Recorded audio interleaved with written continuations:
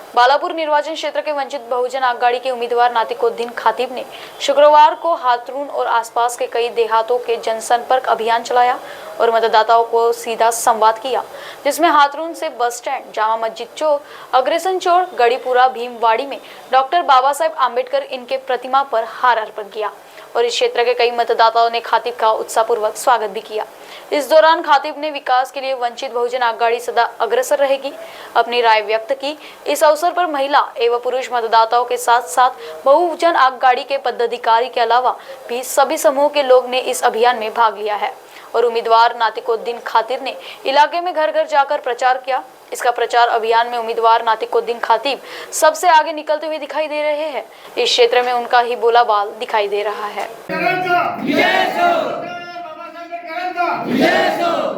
जो इलेक्शन है 2024 का, ये एक अलग इलेक्शन है।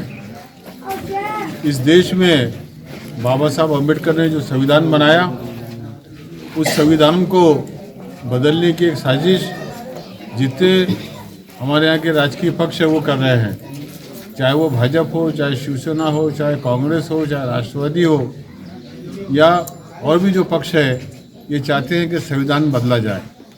संविधान की जो आत्मा है वो आरक्षण है, क्योंकि ये लोग चाहते हैं कि आरक्षण इस देश से ख़त्म हो। आपने देखा होगा कि सुप्रीम कोर्ट ने ओबीसी का राजकीय आरक्षण ख़त्म कर दिया। पहले जो ग्राम पंचायत में, पंचायत समिति में, जिला परिषद में हमारे ओबीसी के भाई बहनें जो चुनकर जाया करती थी, उनको जो राजकीय आरक्षण था वो अब राजकीय आरक्षण खत्म हो चुका है। सुप्रीम कोर्ट ने यह कहा कि यहाँ की जनगणना नहीं हुई महाराष्ट्र की, इसलिए उन्होंने उसको स्टे कर दिया। यानी धीरे धीरे एक एक आरक्षण खत्म हो रहा। अभी जो सुप्रीम कोर्ट का जजमेंट आया, उसके अंदर भी एससी और एसटी के लिए वर्गीकरण करना, क्रिमिनल लेयर लाना, ये सुप्रीम कोर्ट ने अभी जजमेंट दिया है।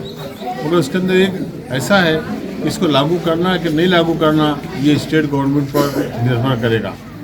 अगर जो वर्गीकरण हो गया तो बाबा साहब अम्बेडकर ने जितने एससी समाज थे उनको सबको एक थाल में रखा था, और वर्गीकरण में सब अलग अलग बढ़ जाएंगे तो खासतौर से हमारे महाराष्ट्र में और हमारे यहाँ पे हमारे जो दलित भाई है वो आरक्षण से उनको आरक्षण का फ़ायदा बहुत कम होगा। क्रिमिनल लेयर का मतलब ऐसा है कि जिसके फैमिली में एक मरतबा आरक्षित सीट पे उसको आरक्षण मिल गया, चाहे उसको वो अगर चपरासी में भी अगर उसको आरक्षण पे वो उसकी सर्विस लगी होंगी तो उसकी आने वाली पीढ़ी को और उसकी सहूलत नहीं मिलेंगी। तो ये खासतौर से एससी पर, एसटी पर अन्याय है, ओबीसी पर भी अभी अन्याय हो चुका है। अगरचे हमको इसको रोकना है तो हमको वंचित को मतदान करना होगा, क्योंकि आज इस देश में बाबा साहब अम्बेडकर ही एक ऐसे नेता है कि जो आरक्षण के लिए लड़ रहे हैं, जो संविधान में बदल नहीं हो रहा है उसके लिए लड़ रहे हैं। तो मैं समझता हूँ कि हमको और आपको बाबा साहब के हाथ मजबूत करना होगा। मजबूत इस तरीके से कर सकते हैं कि जहाँ जहाँ उन्होंने अपने उम्मीदवार दिए हैं उनको चुनकर लाना होगा। खासतौर से हमारे मतदार संघ में हमारे जो वंचित के लोग जो मतदान करेंगे वो आप एक मतदान नहीं बल्कि आप 2 मतदान करने वाले। दिखने में तो आपको एक रहेगा। हमको पूरी उम्मीद है कि इस मरतबा बाबा साहब ने 205 सीटें वंचित की खड़ी की है, उसमें से 40-50 सीटें हमारी चुनकर आ सकती है।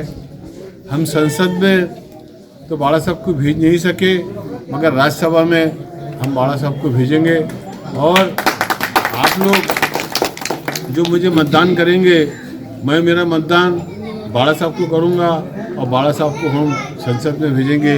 इसलिए मैं हमारे तमाम वंचित के नेताओं से, पदाधिकारियों से, मतदाताओं से विनती करता हूं कि आने वाली 20 तारीख को वो मेरे जो निशान है गैस सिलेंडर और मशीन में नंबर 6 पर आएगा, उसके सामने का बटन दबाएं और वंचित के हाथ मजबूत करें, बाबा साहब के हाथ मजबूत करें, मुझे चुनकर दें।